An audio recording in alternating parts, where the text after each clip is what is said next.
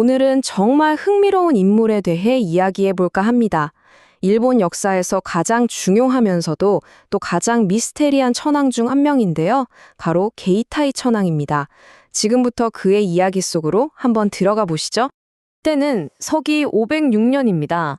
갑자기 일본의 황실 혈통이 뚝 끊겨버립니다. 후계자가 없다는 거죠. 이러면 어떻게 될까요? 나라 전체를 뒤흔들 수 있는 엄청난 권력 공백이 생기면서 왕국은 그야말로 위기에 처하게 됩니다. 자, 이 위기를 해결할 해답은 어디서 나왔을까요? 놀랍게도 왕국의 심장부가 아니었어요. 아주 먼 지방에서 말 그대로 아웃사이더였던 한 남자가 등장합니다. 이 사람이 바로 훗날 게이타이 천황이 되는 인물이죠. 좋습니다. 그럼 그가 어떻게 왕위에 오를 수 있었는지 제대로 이해하려면 그를 불러낸 위기가 도대체 뭐였는지부터 자세히 들여다봐야겠죠. 자, 공식 역사 기록인 일본 서기를 보면요. 이전 천황이었던 부레츠가 정말 끔찍한 폭군으로 그려집니다. 그래서 후계자 없이 죽은 건 악행에 대한 벌이었다. 이런 식이죠. 그런데 여기서 진짜 재밌는 게 뭔지 아세요? 대부분의 역사학자들은 이게 완벽한 정치적 프로파간다일 가능성이 높다고 봐요. 생각해보세요.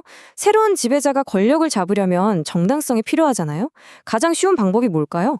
바로 이전 왕조를 최대한 나쁘게 묘사해서 저런 왕조는 망하는 게 당연했다고 만드는 거죠. 이런 서사가 당시 유교 사상이랑 딱 맞아떨어졌던 거예요. 덕이 없는 군주는 하늘의 뜻을 잃고 결국 그 대가 끊긴다. 이 논리 덕분에 새로운 왕조가 등장하는 게 너무나도 자연스럽고 정당해 보이는 거죠. 이렇게 옛 왕조의 명분은 완전히 무너졌습니다. 그럼 이제 새로운 천황을 찾아야겠죠? 그런데 조정이 내린 결정은 정말 파격적이었습니다.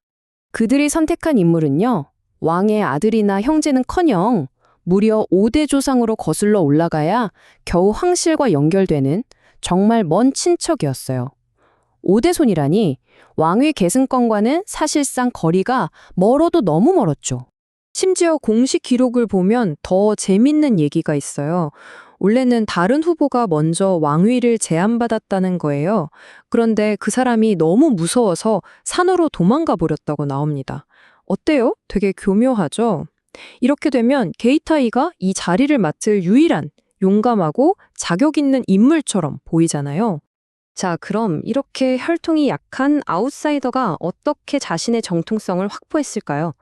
여기서 정말 기가 막힌 정치적 한 수가 나옵니다. 바로 이전 왕조의 공주, 그러니까 직계 혈통인 타시라카 공주와 결혼을 한 거죠. 이렇게 되면 어떻게 될까요? 그들 사이에서 태어난 아들은 새로운 피와 옛 황실의 피를 모두 이었으니 누구도 부정할 수 없는 정통성을 갖게 되는 겁니다. 정말 영리한 수였죠. 자, 이제 천황이 되긴 했는데 여기서 진짜 이상한 일이 벌어집니다. 게이타이가 자기 수도에 들어가지 못하는 엄청난 문제에 부딪힌 거예요. 무려 20년입니다. 20년 동안이나 지방을 떠돌면서 수도를 계속 옮겨 다녔어요. 하지만 정치의 심장부인 야마토 지역에는 발도 들여놓지 못했습니다. 아니, 천황이 됐는데 왜 자기 수도에 못 들어갔을까요? 도대체 무슨 일이 있었던 걸까요?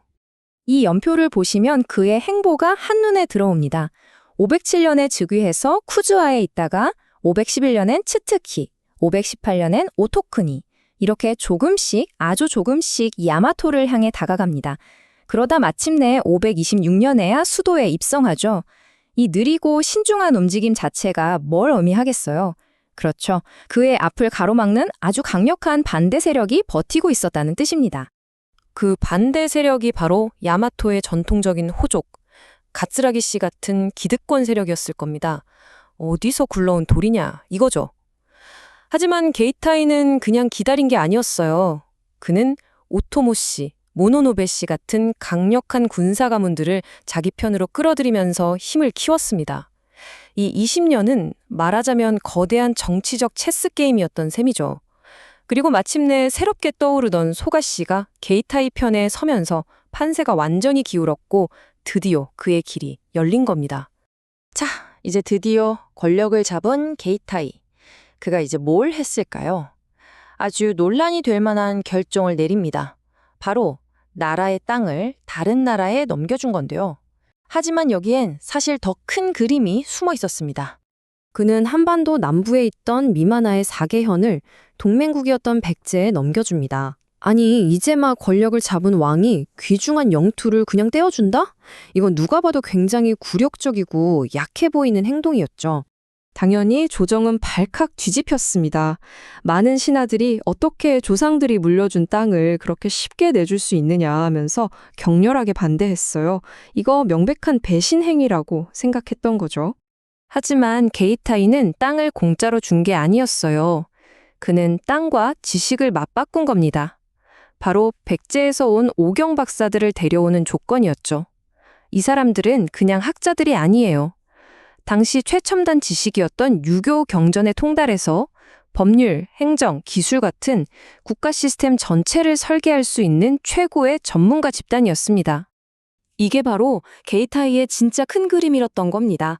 당장의 땅 몇 뼘 대신 나라의 미래를 설계할 소프트웨어를 수입한 거죠. 이 결정 덕분에 일본은 지방 호족들이 난립하던 나라에서 체계적인 중앙집권 국가로 나아갈 수 있는 결정적인 발판을 마련하게 됩니다. 하지만 게이타이의 시련은 여기서 끝나지 않았습니다. 그의 통치 기간 중 가장 크고 마지막 시험대가 찾아왔는데요.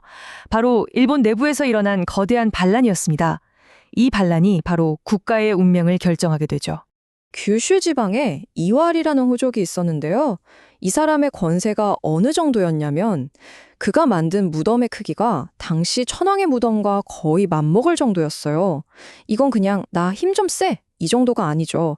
나는 너의 신하가 아니라 너와 동등한 왕이다 라는 명백한 선언이나 다름없었습니다. 이 이와이가 심지어 한반도의 신라와 손을 접고 규슈 지역을 완전히 장악해버립니다. 이게 왜 치명적이냐면 당시 규슈는 대륙으로 가는 관문이었거든요. 이와이가 여기를 막아버리니 야마토 정권은 중요한 외교, 무역 루트가 하루아침에 싹 다 막혀버린 겁니다. 게이타이는 더 이상 물러설 곳이 없었죠. 가장 신이 많은 장군 모노노베노 아라카이에게 군대를 주어 반란을 진압하게 합니다. 1년 넘게 이어진 이 전쟁은 고대 일본의 국가 형성 과정에서 가장 큰 내전으로 기록되는데요. 마침내 야마토 군대가 이 길고 긴 싸움에서 결정적인 승리를 거두게 됩니다. 이와이의 반란을 진압한 건 단순히 전쟁 한 번 이긴 것 이상의 의미가 있습니다.